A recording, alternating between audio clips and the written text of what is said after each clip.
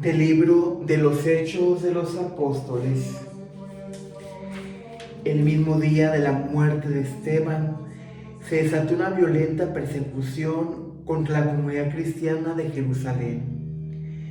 Y todos, menos los apóstoles, se dispersaron por Judea y por Samaria. Unos hombres piadosos sepultaron a Esteban e hicieron un gran duelo por él. Entre tanto, Saulo hacía estragos en la iglesia. Entraba en las casas para llevarse a los hombres y mujeres y meterlos en la cárcel. Los que se habían dispersado a pasar de un lugar a otro iban difundiendo el evangelio. Felipe bajó a la ciudad de Samaria y predicaba ahí a Cristo. La multitud escuchaba con atención lo que decía Felipe, porque habían oído hablar de los milagros que hacía y lo estaban viendo. De muchos poseídos salían los espíritus inmundos, lanzando gritos, y muchos paralíticos y lisiados quedaban curados. Eso despertó gran alegría en aquella ciudad. Palabra de Dios. Te alabamos, Señor. Muy buenos días, mi querido hermano. Deseo que la paz de Cristo se encuentre contigo y con tu familia. Recibimos este día por gracia y obra de Dios.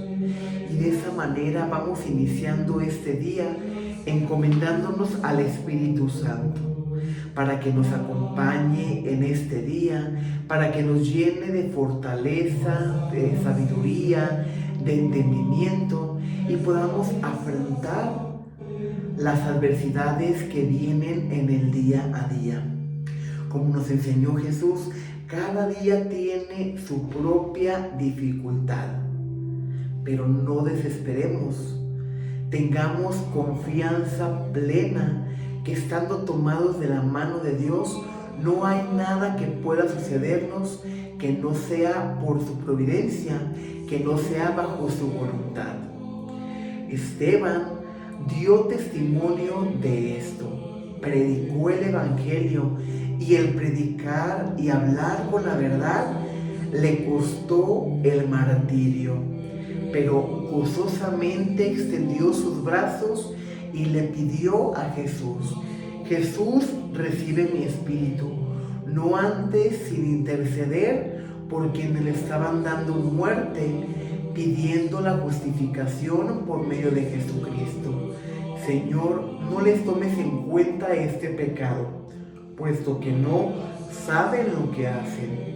Esteban sabía lo que hacía, sabía que no pertenecía a este espacio terrenal, que en algún momento tendría que glorificar a Cristo y tendría que regresar a la casa del Padre.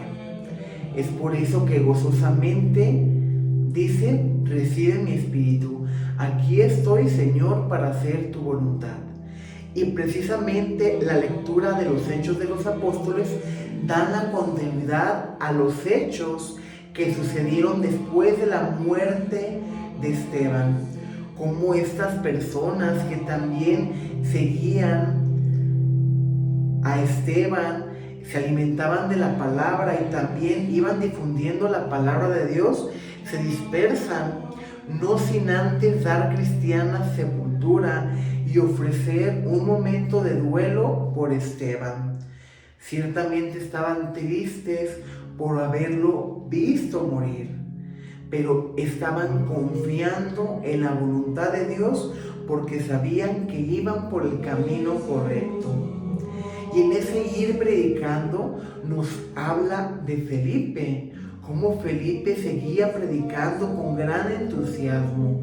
Y no solo eso, sino que impulsado y ayudado por el Espíritu Santo, iba curando a los paralíticos, a los lisiados, expulsaba a los demonios y la gente se iba convenciendo.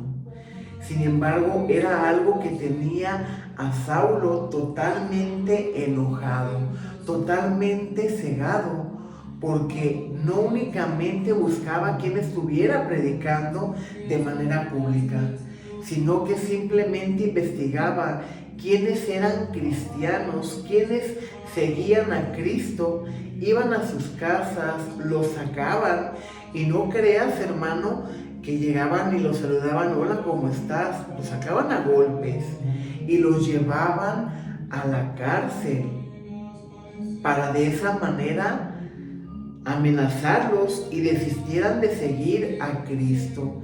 Estaba totalmente cegado de odio con el simple hecho que una persona predicara a Cristo ya era motivo suficiente para que San Pablo se llenara de coraje y se fuera en contra de esa persona. Y esto nos puede escandalizar, mi querido hermano, las acciones de Saulo, porque hoy en día sabemos que una de las conversiones más grandes de nuestra iglesia es precisamente la conversión de Saulo, quien era de Tarso y quien se convierte al Señor, pero está en ese proceso de conversión, aún no tiene ese encuentro único con Jesús y únicamente se está dejando de llevar por sus impulsos. Y a lo mejor podemos decir, pero ¿cómo había esa persecución? Lastimosamente, mi querido hermano, a más de 2000 años de que Cristo haya venido, sigue la persecución en la iglesia. Nosotros que vivimos aquí en Guadalajara, Jalisco, tal vez no lo vemos tan palpable, pero hay países, hermanos, que sufren esta persecución. Guatemala es un país que ha pasado por esta persecución.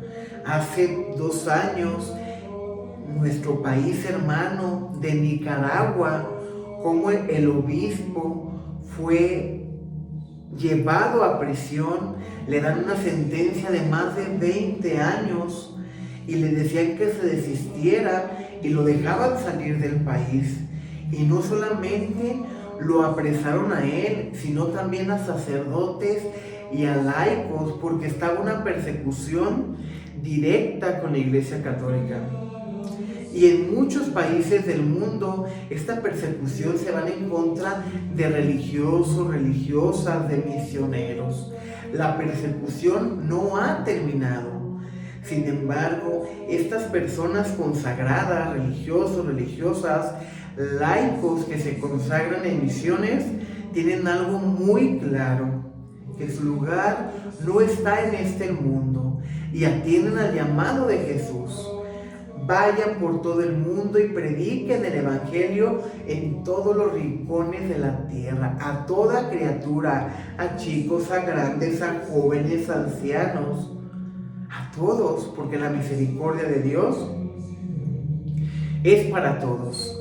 En este día, mi querido hermano, te quiero invitar a orar por todos nuestros hermanos que sufren persecución de muchos países, de muchos lugares, por aquellos que se encuentran privados de su libertad, por aquellos en los cuales corre su vida en peligro, para que Dios en su infinita bondad les dé paciencia, fortaleza, que el Espíritu de Dios descienda sobre ellos y les dé lo que necesitan en este momento. También oramos por todos nuestros hermanos que dentro de la misma iglesia reciben persecución por un sinfín de motivos, muchas veces infundados, porque muchas veces la persecución se da dentro de la comunidad cristiana, dentro del grupo parroquial. Incluso muchos sacerdotes no dan testimonio como Cristo nos dio testimonio de amor, de misericordia, de compasión.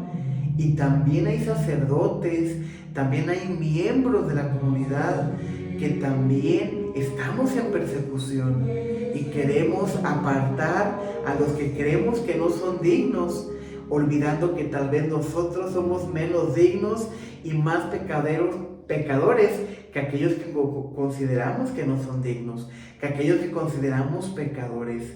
Mucho ojo, oremos por la persecución también dentro de nuestra misma Iglesia Católica, dentro de nuestra comunidad parroquial y pidámosle a Dios que podamos dar testimonio de Cristo, pero un testimonio de verdad, no únicamente de palabra, no únicamente golpeándonos el pecho, sino que seamos los mismos dentro y fuera de la iglesia, en nuestra familia, en nuestro trabajo, con nuestros amigos.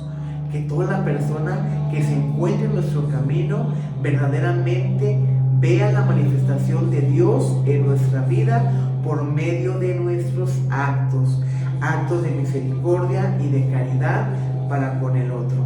Que la paz de Cristo esté contigo, con tu familia. Paz y bien.